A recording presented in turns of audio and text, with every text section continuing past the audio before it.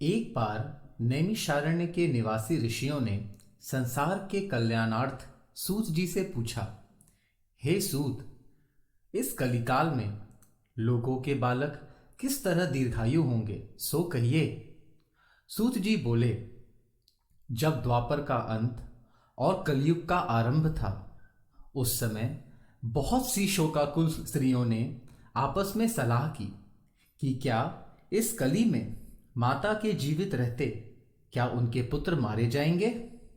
जब वे आपस में कोई निर्णय नहीं कर सकी, तब गौतम जी के पास पूछने के लिए गई।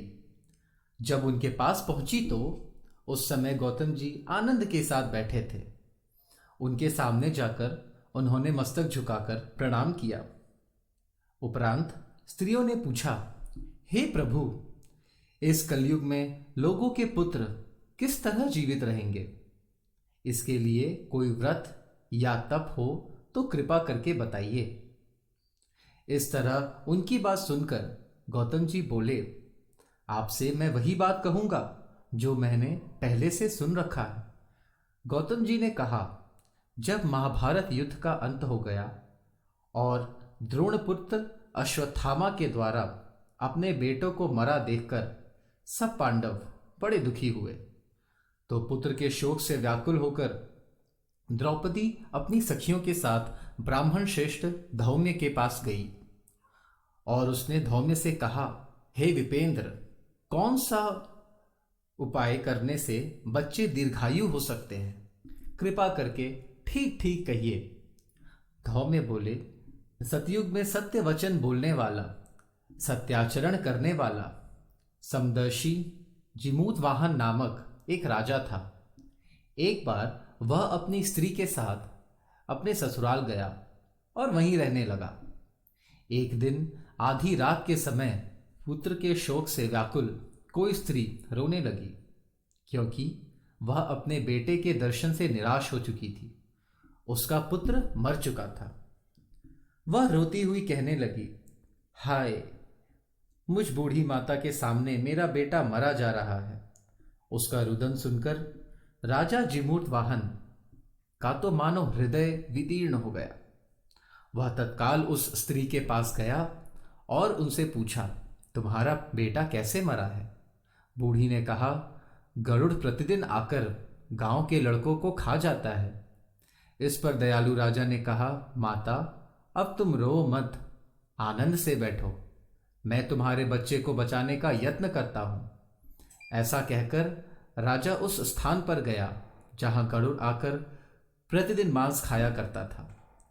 उस समय गरुड़ भी उनके ऊपर टूट पड़ा और मांस खाने लगा। जब अतिशय तेजस्वी गरुड़ ने राजा का बायां अंग खा लिया, तो राजा ने झटपट अपना दाहिना अंग फेर दिया। यह देखकर गरुड़ जी ने कहा, क्या तुम कोई देवता हो? कौन हो तुम?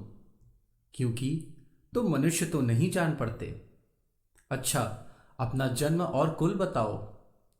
पीड़ा से व्याकुल उस राजा ने कहा, हे पक्षीराज, इस तरह के प्रश्न करना व्यर्थ है। तुम अपनी इच्छा भर मेरा मांस खाओ। यह सुनकर गरुड़ रुक गए और बड़े आदर से राजा का जन्म और कुल की बात पूछने लगे। राजा ने कहा, मेरी माता का नाम है शव्या और मेरे पिता का नाम है शालिवाहन। सूर्यवंश में मेरा जन्म हुआ है और जिमूर्त वाहन मेरा नाम है। राजा की दयालुता देखकर गरुड़ ने कहा, हे महाभाग, अगर तुम्हारे मन में जो भी अभिलाषा हो वह वर मांगो। राजा ने कहा, हे पक्षीराज, यदि आप मुझे वर दे रहे हैं तो यह वर दीजिए कि आपने अब तक जिन प्राणियों को खाया है वे सब जीवित हो जाएं। हे स्वामिन, आपसे यह विनती है कि अब आप यहाँ के बालकों को न खाएं और कोई ऐसा उपाय करें कि जहाँ जो उत्पन्न हो वे लोग बहुत दिनों तक जीवित रहें। धौम्य ने कहा कि पक्षीराज गरुड़ राजा को वरदान देकर स्वयं अमृत लेने के लिए नागलोक चले।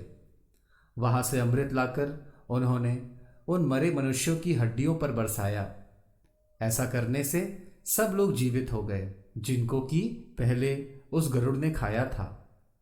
राजा के त्याग और गरुड़ की कृपा से वहां के लोगों का बहुत सारा कष्ट दूर हो गया। उस समय राजा के शरीर की शोभा दुनी हो गई थी।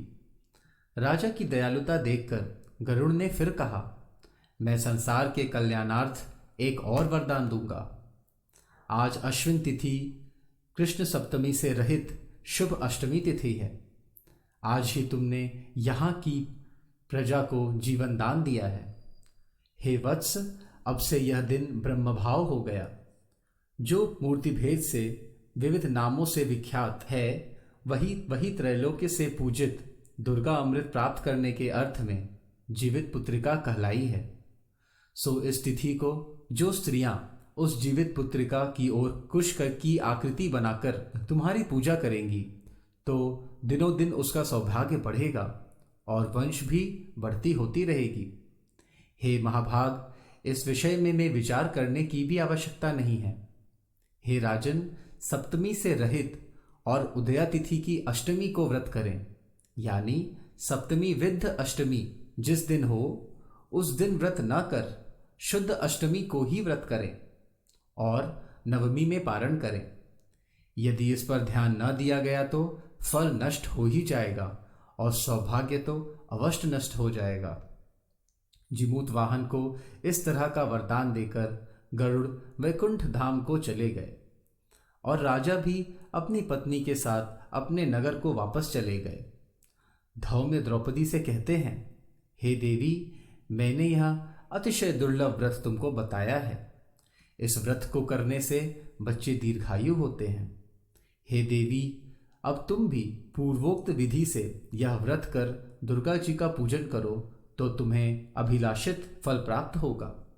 मुनिराज धौम्य की बात सुनकर द्रौपदी के हृदय में एक प्रकार का कौतूहल उत्पन्न हुआ और पूर्ववासिन स्त्रियों को बुलाकर उसके साथ यह उत्तम व्रत किया।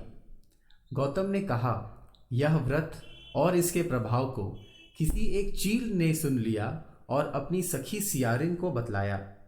इसके बाद पीपल वृक्ष की शाखा पर बैठकर उस चील ने और उस वृक्ष के खोते में बैठकर उस सियारिन ने भी व्रत किया। फिर वह चील किसी उत्तम ब्राह्मण के मुख से यह कथा सुनाई और पीपल के खोते में बैठी हुई अपनी सखी को सुनाया। सियारिन ने आधी कहानी सुनी कि उसे भूख लग गई और वह उसी समय एक शव से भरे शमशान में पहुंची, जहां उसने इच्छा भर मांस का भोजन किया और चील बिना कुछ खाए पिए रह गई। और अब सवेरा हो गया। सवेरे वह गौशाला में गई और वहां गौ का दूध पिया। इस तरह नवमी को उसने पारण किया। कुछ दिन बाद वे दोनों मर गई और अयोध्या में एक धनी परिवार में उनका जन्म हुआ। संयोग से उन दोनों का जन्म एक ही घर में हुआ, जिसमें सियारिन ज्येष्ठ हुई और चील छोटी। सभी शुभ लक्षणों से युक्त थी, इसीलिए बड़ी लड़की काशीराज और छोटी उनके मंत्री के साथ विधि पूर्वक ब्याही गई। पूर्व जन्म के कर्मफल से वह मृगनयनी रानी हुई।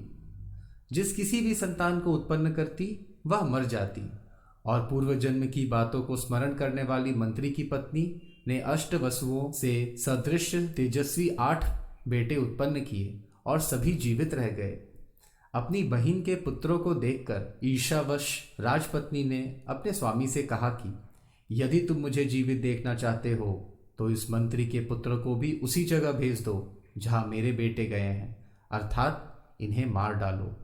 यह सुनकर राजा ने उस मंत्री के पुत्रों को मारने के लिए कई प्रकार के उद्योग किए, पर मंत्री पत्नी की जीवित पुत्रिका के अपने पुण्य बल से बचा लिया। एक दिन राजा ने अपने आदमियों को उन पुत्रों का सिर कटवाकर एक पिटारी में रखवाया और वह पिटारी उसकी माता के पास भेज दिया। किंतु वे 8 शीश बेशकीमती जवाहरात हो गए और भले चंगे 8 लड़के अपनी माता के पास वापस चले गए। उनको जीवित देखकर राजपत्नी को बड़ा विस्मय हुआ। अंत में वह मंत्री की पत्नी के पास आई और उसने पूछा, बहन, तुमने कौन सा ऐसा पुण्य किया है जिससे बार बार मारे जाने पर भी तुम्हारे बेटे नहीं मरते? इस पर मंत्री की पत्नी ने कहा, पूर्व जन्म में मैं चील थी और तुम सियारिन। हमने और तुमने साथ साथ जीवित पुत्रिका का व्रत किया था। आपने व्रत के नियमों को भली भांति पालन नहीं किया था और मैंने किया था। इसी दोष से है बहन कि तुम्हारे बेटे नहीं जीते हैं। ओ राजरानी, अब तुम भी उस जीवित पुत्रिका व्रत को करो तो तुम्हारे बेटे दीर्घायु होंगे। मैं तुमसे सच सच कह रही हूं। उसके कथनानुसार रानी ने व्रत किया और तभी से उसके कई बेटे सुंदर और दीर्घायु होकर बड़े बड़े राजा हुए। सूत जी कहते हैं कि सब प्रकार का आनंद देने वाला मैंने यह दिव्य व्रत बतलाया। स्त्रियां चिरंजीवी संतान चाहती हों तो विधि पूर्वक यह व्रत करें। ओम शांति।